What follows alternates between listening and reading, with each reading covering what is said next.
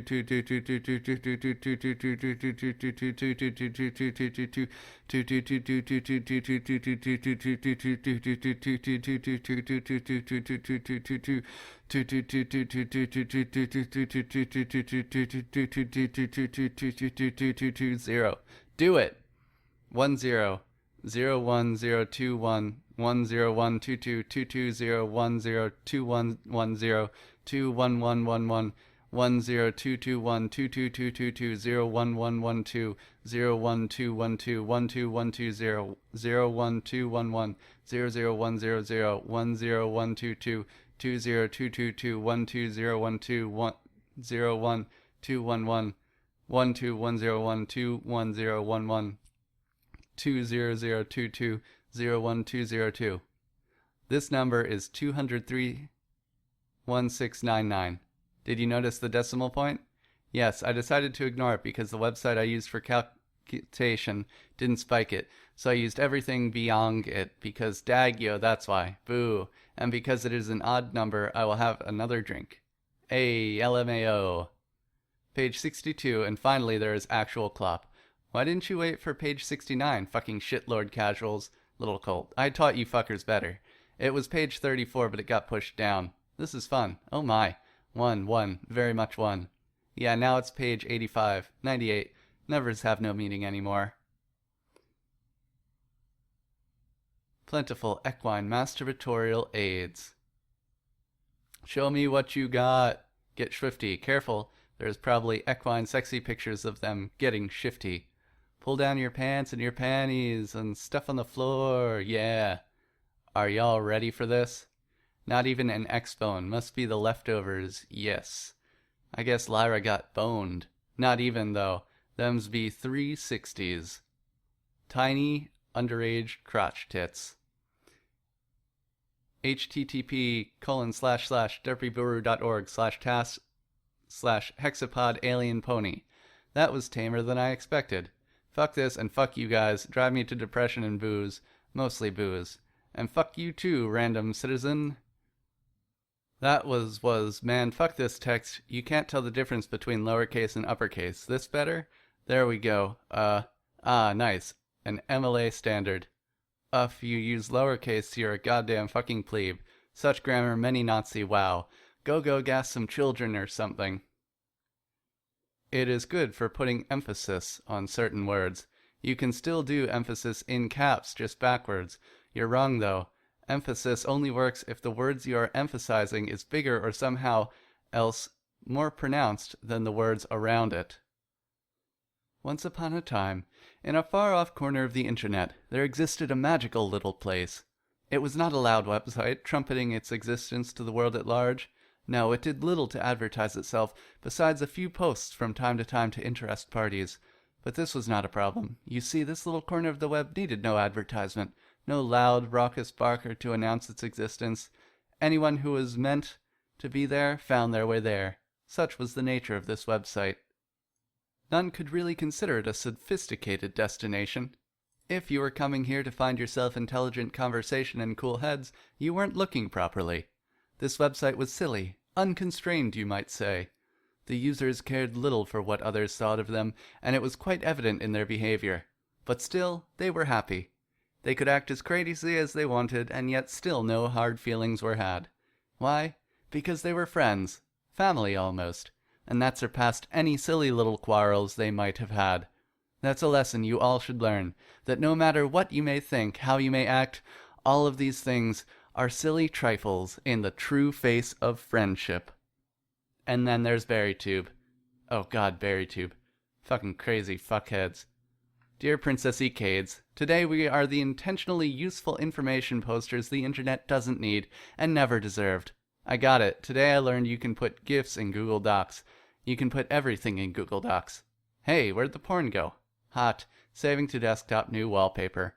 Yeah, I thought I would not admit it to anyone I actually know. I do miss that piece of pornographic content in this electronic online medium. It's okay, buddy. I clop too. Totally honest. / AJ lie. Dicks. I'm okay with this. There were 3 rules that Derpy Hooves had learned over the course of her life. 3 ironclad rules to be followed at all times, and that under no circumstances should be broken, lest disaster and misery follow in their wake. There were as follows. Never let Dinky have and form of sugar or caffeine after 5 int he afternoon. 2. Always have at least 1 muffin handy in case of muffin-related emergencies. Never, under any circumstances, go to the beak with carrot top. The A-list of those was the most important rule of all, and yet somehow it was Alsat, one Derpy found herself breaking the most often. She couldn't help it, really. Carrot Top was her best friend in the whole world, and Carrot Top absolutely adored going to the beach. It was probably her favorite thing about summer, and she spent most of the year that wasn't summer purchasing new, custom-made swimsuits with which to show off her body at the beach when summer came around. And holy barns, did she have a body to show off. The two of them, bodies tightly entwined, kissing passionately. Derpy's hands caress Carrot Top's gorgeous ass, while the orange earth equine tightly grasps Derpy's shoulder with one of her own, using the other to softly stroke her wings, drawing a soft, sensual "oh" from Derpy's lips, and prompting the breaking of the kiss for only a moment. Derpy resumes kissing, slowly moving down Carrot Top's body, her heart beating faster and faster as she approaches her prize. She removes her left hand from Carrot Top's ass, moving it up to viciously molest her right breast. Derpy's lips continue their journey down Carrot Top's torso, moving past her friend's surprisingly slender neck and shoulders, the only part of her body that could really be called slender, and reaching the true goal of her left tit. Derpy breathes heavily in anticipation, the sensation of breath on her nipple sending shivers down Carrot Top's spine. "Come on, Derps, you know how I feel about foreplay. Hurry up and suck me already." Derpy needs no further invitation. Diving right in, she savagely licks, nipples, and molests Carrot Top's breast, causing the mare to moan deeply and huskily. She wraps her gorgeous thighs around Derpy's leg, rubbing her soaking wet cunt against Derpy's thigh. The pace is slow at first, but gradually her rubbing becomes more and more insistent, and her moans louder and more intense. Derpy can't help but grin slightly, and redoubles her efforts. Her right hand more savagely caresses Carrot Top's ass, while her left relentlessly molests her breast. She grabs Carrot Top's nipple and gives it a forceful tug, and finds herself rewarded by a sudden jet of something warm and wet, accompanied by an outright scream of pleasure from the object of her affections. Carrot Top's milk, now copiously and steadily flowing from both of her breasts, is sweet, thick, and rich. Derpy gleefully shoves her face into Carrot Top's bosom, drinking deeply from the rich nectar. Derpy, don't. I need it." She pushes Derpy away. "Stop with the foreplay already and fuck me, goddammit." Derpy can only grin wider. Wordlessly, she turns Carrot Top around and bends her over, giving herself a perfect view of her silky white panties, so soaked with fluid as to be completely transparent. She reaches down and violently tears them from Carrot Top's body, eliciting a sharp gasp from the curvy earth mare. Derpy steadies herself by grasping onto Top's cutie mark and slowly moves her body back, savoring the sweet, sweet anticipation. Finally, she can't take it any longer. Taking careful aim, she "Hey, Derpy, top or bottom? I have cocks if you need them." It was about that time that Derpy realized she was fighting another editor. Derpy shall be Fuda and not a shellfish from the dinosaur age. Carrot Top was the goddamn Loch Ness Monster, and Derpy ain't giving her no 350. But she gives her the cock slowly at first, Carrot Top nibbling the tip. Derpy gasps at the reaction. Carrot continues down the shaft with her tongue eliciting more enjoyable noises from Derpy, pre-cum dripping down her length onto Carrot's forehead. Get some clop, yo. And now I will mash my head against the keyboard. About 3 things I was absolutely positive. First, Edward was a vampire. Second, there was a part of him, and I don't know how potent that part might be, that thirsted for my blood. And third, I was unconditionally and irrevocably in love with him.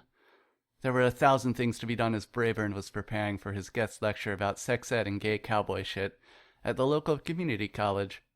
"I have to make a film about dicks," he said to himself, chillin' in his equine house. He was in luck, though, as Caramel happened to be clopping by, as Brayburn was being all sad about having a lack of normal ponies who weren't a single sexual thought to the film about. There was no such thing as a sexual ponies around, as even their ponies who lived the farthest away from the city center had participated in the great handshaking of the Harvest Festival. Nobody liked snatches. Nobody. And all of them were dicks. Dicks are pretty sexy stuff. OTP, Brayburn, and Caramel. Oh, fair enough.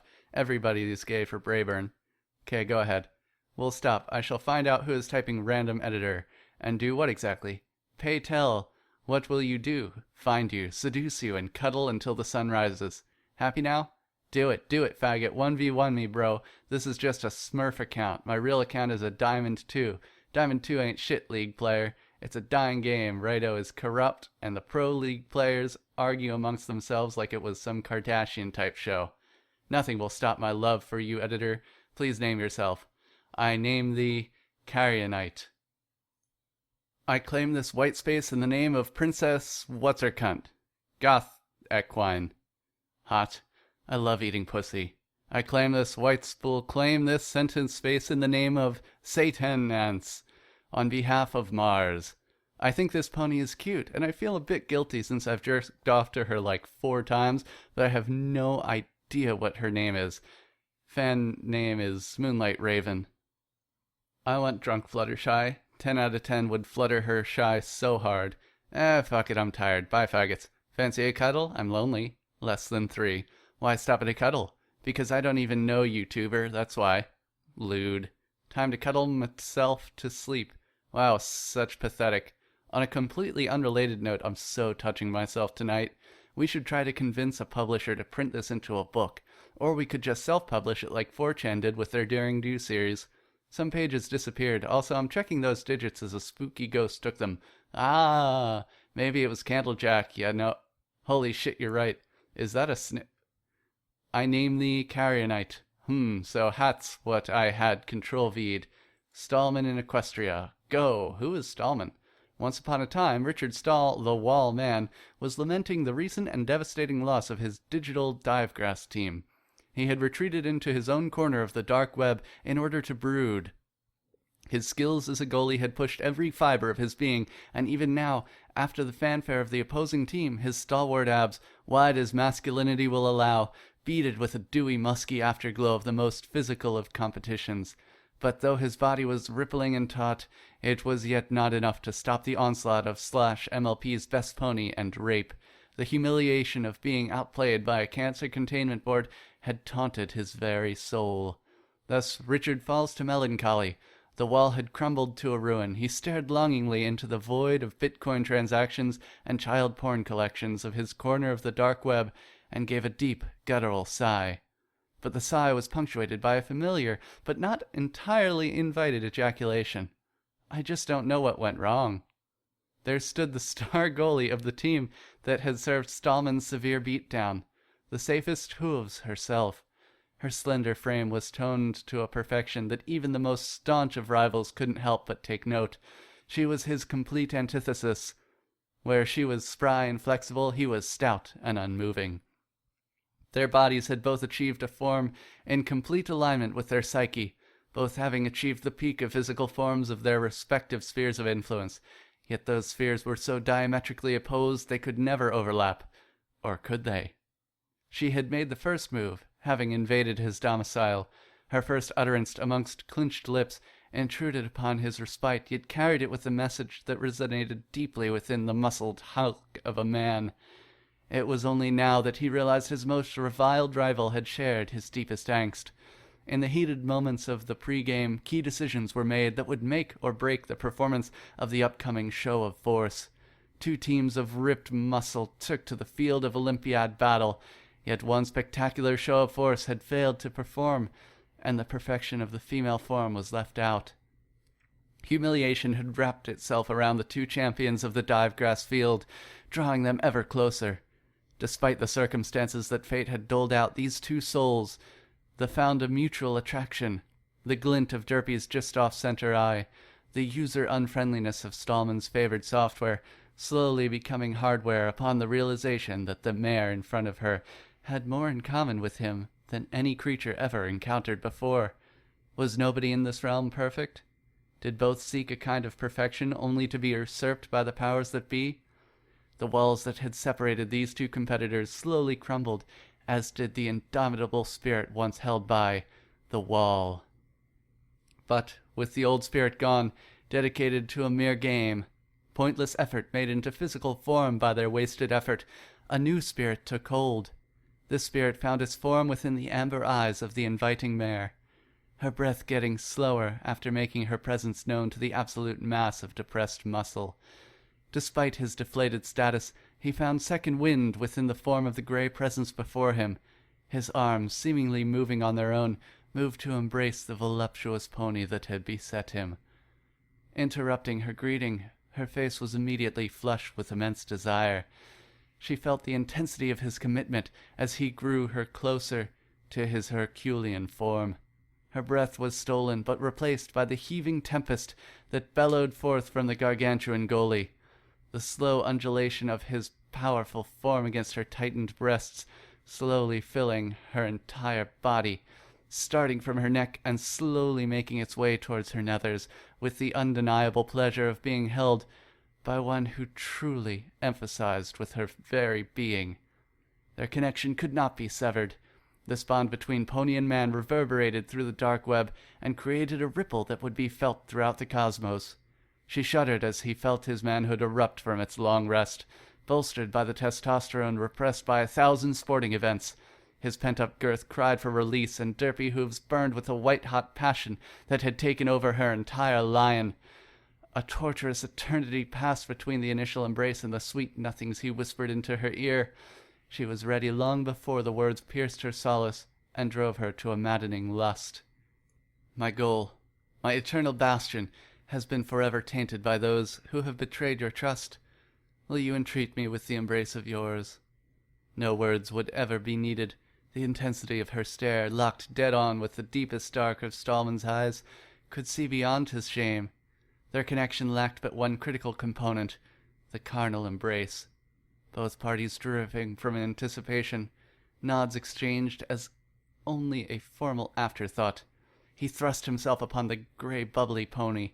She felt her most sacred of sanctuaries being slowly but surely enveloped by a giant, throbbing manhood. The pressure built, as did the intensity of her need, and her absolute depravity in the face of carnal embrace built to a critical mass. His cock rubbed itself against her folds of her gaping pussy, making its rounds over and over again against the circumference of her swollen marehood.